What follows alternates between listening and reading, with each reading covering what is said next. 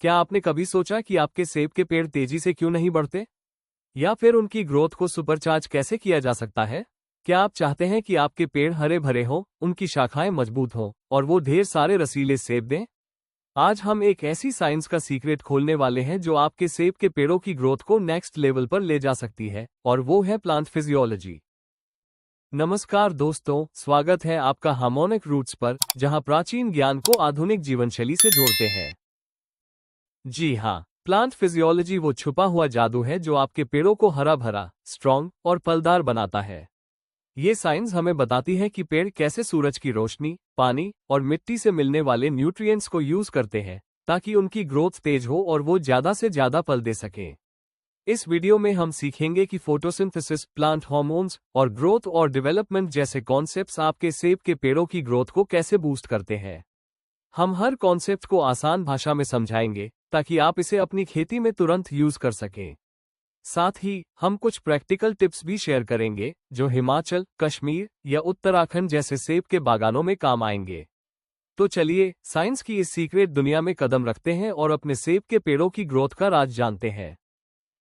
चलिए सबसे पहले बात करते हैं फोटोसिंथेसिस की। ये वो सीक्रेट प्रोसेस है जो आपके सेब के पेड़ों की ग्रोथ की नींव रखता है। आसान भाषा में समझे तो फोटोसिंथेसिस में पेड़ की पत्तियां सूरज की रोशनी को कैप्चर करती हैं और उसे केमिकल एनर्जी में बदल देती हैं, यानी ग्लूकोज बनाती है। ये ग्लूकोज ही पेड़ की ग्रोथ का फ्यूल है। सोचिए, जैसे हमें खाना खाने से एनर्जी मिलती है, वैसे ही सेब के पेड़ों को ग्लूकोज से एनर्जी मिलती है, जो उनकी शाखाओं को लंबा करने, जड़ों को मजबूत करने और फल बनाने में मदद करता है। ये प्रोसेस होता है पत्तियों के अंदर एक खास पार्ट में जिसे क्लोरोप्लास्ट्स कहते हैं।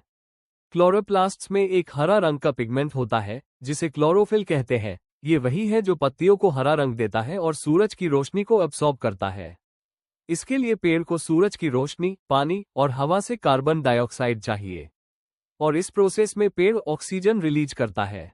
सोचिए, आपके सेब के पेड़ ग्रोथ के लिए एनर्जी बना रहे हैं और हवा को भी साफ कर रहे हैं। ये तो डबल फायदा हुआ। सेब के पेड़ों की ग्रोथ के लिए फोटोसिंथेसिस को सही रखना बहुत जरूरी है। अगर सूरज की रोशनी सही मात्रा में नहीं मिलेगी तो ग्लूकोज कम बनेगा और पेड़ की ग्रोथ स्लो हो जाएगी।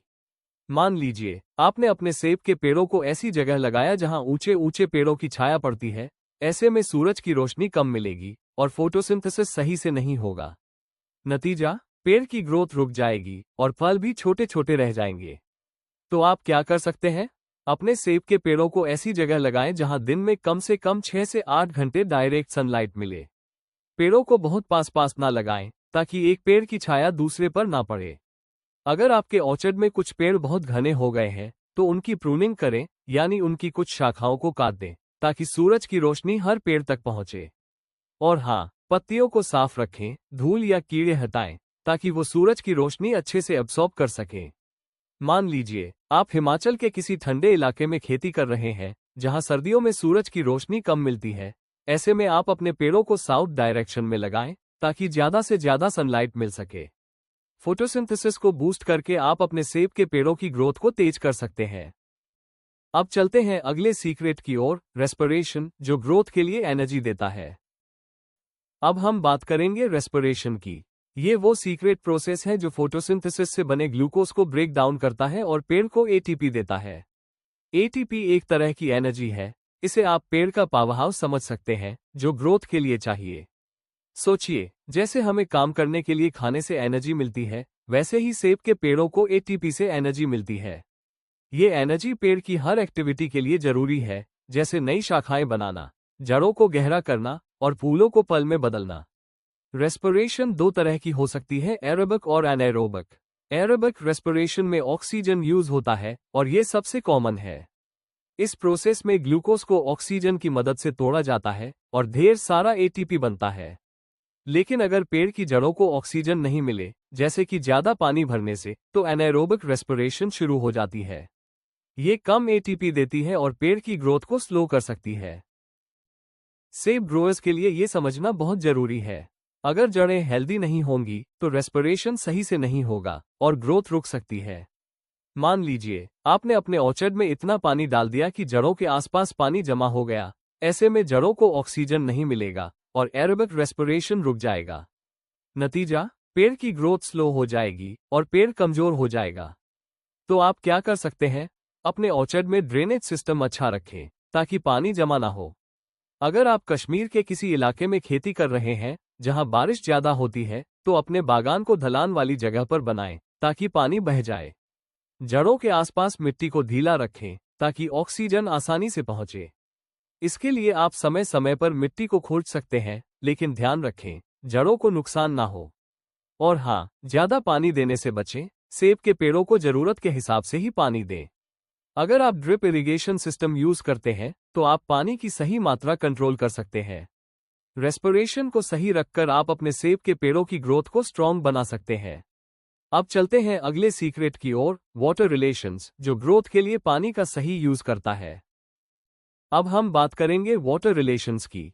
पानी आपके सेब के पेड़ों की ग्रोथ के लिए लाइफलाइन है। पेड़ की जड़ें पानी को ऑस्मोसिस के जरिए अब्सॉर्ब करती है।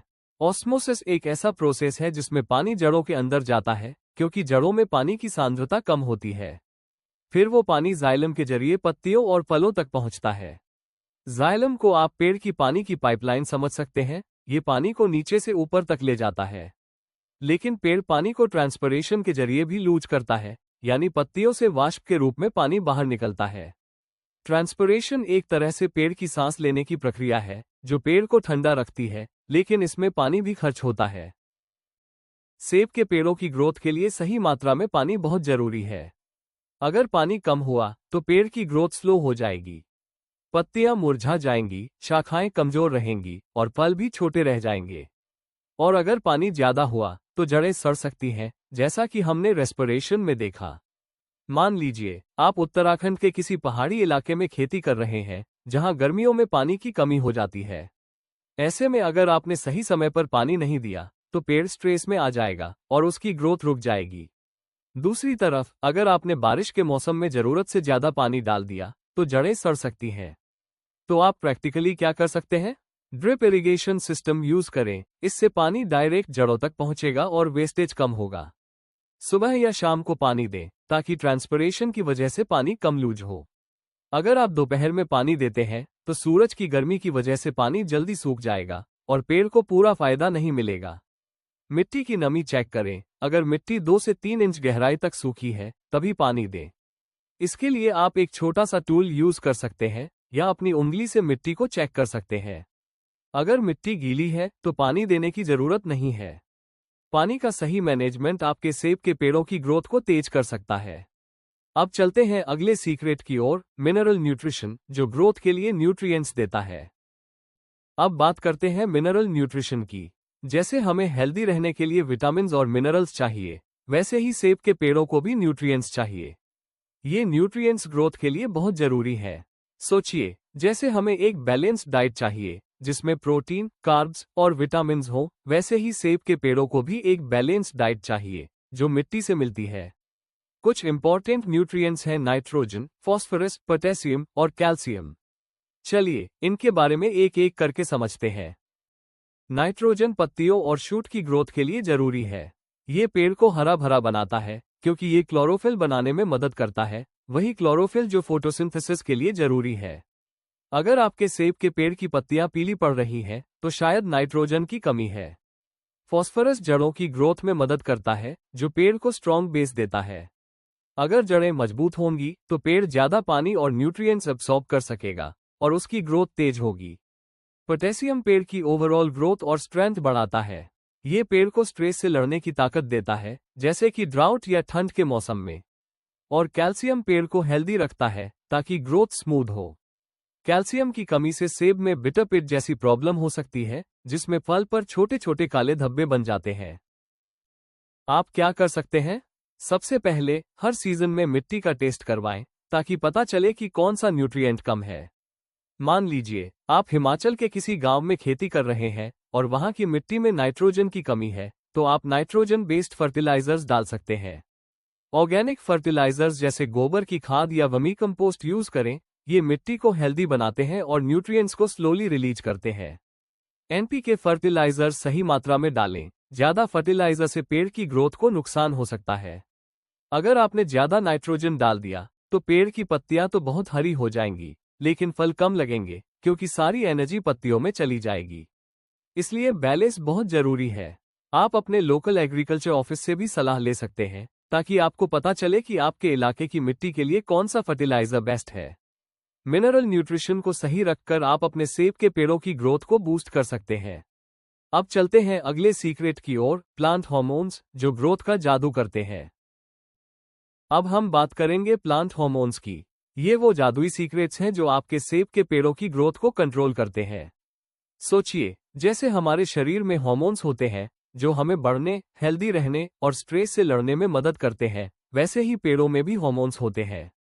ये हार्मोन्स पेड़ की ग्रोथ को डायरेक्शन देते हैं। चलिए एक एक हार्मोन को समझते हैं। ऑक्सिन्स हार्मोन जड़ों की ग्रोथ और सेल एलोंगेशन में मदद करता है। ये हार्मोन पेड़ को बताता है कि उसे ऊपर की तरफ बढ़ना है या जड़ों को गहरा करना है। अगर आप नए सेब के पेड़ लगा रहे हैं तो ऑक्सिन्स बेस्ड प्रोडक्ट्स यूज करके जड़ों की ग्रोथ को बूस्ट कर सकते हैं।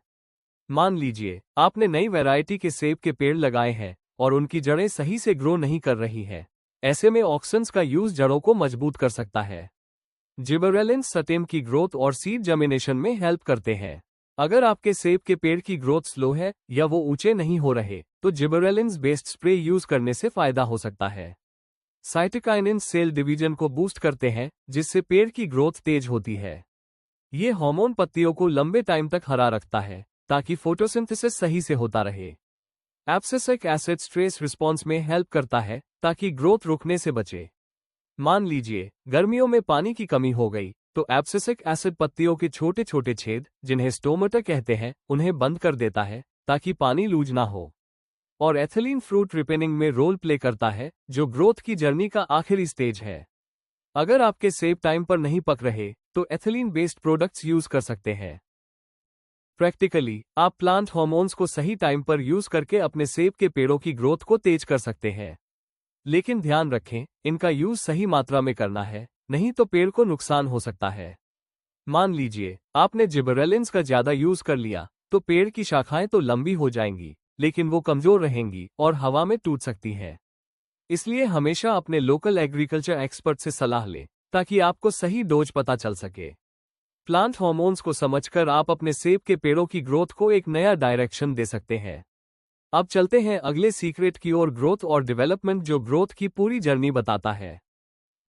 अब बात करते हैं ग्रोथ और डेवलपमेंट की। ये वो सीक्रेट जर्नी है जिससे सेब का पेड़ गुजरता है। सोचिए, जैसे एक बच्चा पैदा होने से लेकर बड़ा होने तक कई स्टेजेस से गुजरता है, वैसे ही सेब का पेड़ भी कई स्टेजेस से गुजरता है। इसमें शामिल हैं सीड जर्मिनेशन, फोटोपेरियोडिज्म और ट्रोपिज्म्स। चलिए इनके बारे में डिटेल में समझते हैं। सीड जर्मिनेशन वो स्टेज है जब सीड से नया प्लांट शुरू होता है। ये सेब के पेड़ की ग्रोथ की पहली सीढ़ी है। इसके लिए सही टेम्परेचर और नमी चाहिए। मान लीजिए आपने नई वैरायटी के सेब के सीड्स खरीदे हैं और आप उन्हें लगाना चाहते हैं। सबसे पहले सीड्स को 24 घंटे के लिए पानी में भिगो दें, इससे जर्मिनेशन तेज होगा। फिर उन्हें ऐसी मिट्टी में लगाएं जो अच्छी तरह से ड्रेन हो ताकि पानी जमा ना हो। सेब के सीड्स को जर्मिनेट होने के लिए 15 से 20 डिग्री सेल्सियस का टेम्परेचर चाहिए।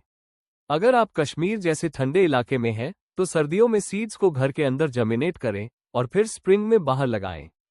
फोटोपेरियोडिज्म पेड़ का रिस्पॉन्स है लाइट ड्यूरेशन को। सेब के पेड़ों की ग्रोथ के लिए सही लाइट ड्यूरेशन चाहिए।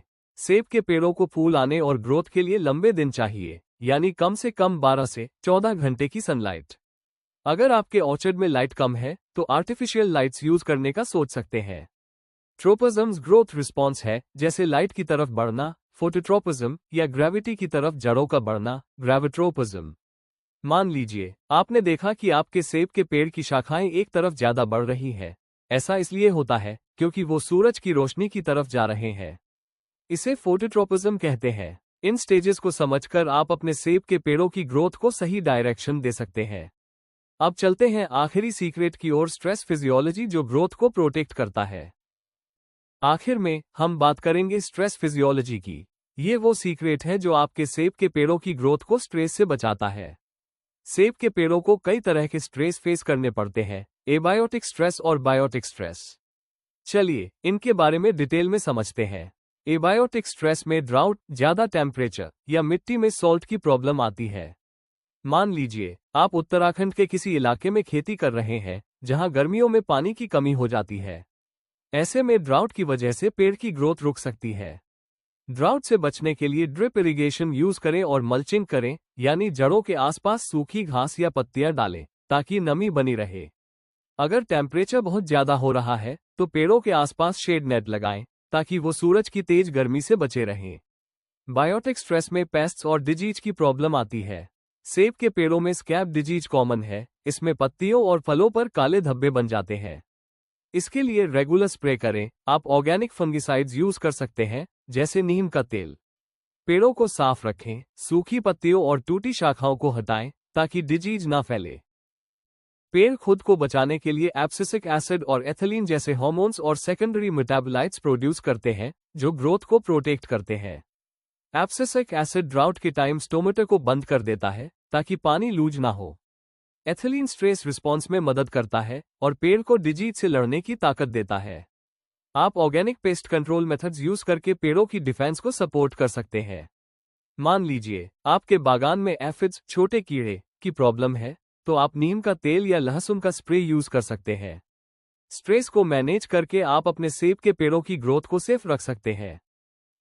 तो दोस्तों, आज हमने सेब के पेड़ों की ग्रोथ का सीक्रेट अनलॉक किया। प्लांट फिजियोलॉजी की पावर, फोटोसिंथेसिस से लेकर स्ट्रेस फिजियोलॉजी तक, हर सीक्रेट को समझकर आप अपने पेड़ों की ग्रोथ को बूस्ट कर सकते हैं।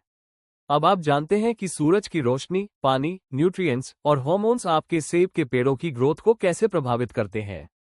इन टिप्स को अपनी खेती में यूज करें और देखें कि आपके पेड़ कैसे हरे भरे और फलदार बनते हैं। अगर आपको ये वीडियो पसंद आया तो लाइक करें, अपने दोस्तों के साथ शेयर करें और चैनल को सब्सक्राइब करना ना भूलें। कमेंट में बताएं कि आपने सेब की खेती में कौन सा सीक्रेट आज सीखा। हम अगले वीडियो में और टिप्स लाएंगे। तब तक के लिए अपनी खेती को स्मार्ट बनाएं और खुश रहें।